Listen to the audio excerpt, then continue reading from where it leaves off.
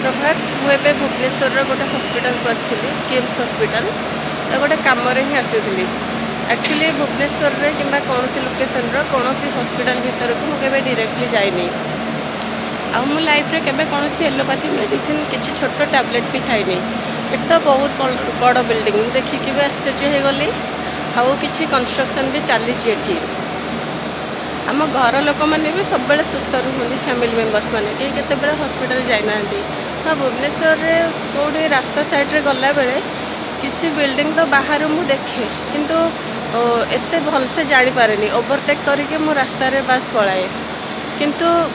आज मु भीतर को आसिले एक्चुअली एते बड़ बड़ बिल्डिंग देखिकी हॉस्पिटल पर मैं आश्चर्य हो गली। ये तो कौन 5 स्टार होटल ठू किसी कम नहीं एते बेसी कंस्ट्रक्शन एक्चुअली एमाने ए इंडस्ट्री रे एते इन्वेस्टमेंट करूछंदी कहीं हेल्थ इंडस्ट्री रे एते सब इन्वेस्टमेंट एते बड़ इंफ्रास्ट्रक्चर एमती सब तैयारी करूछंदी कहीं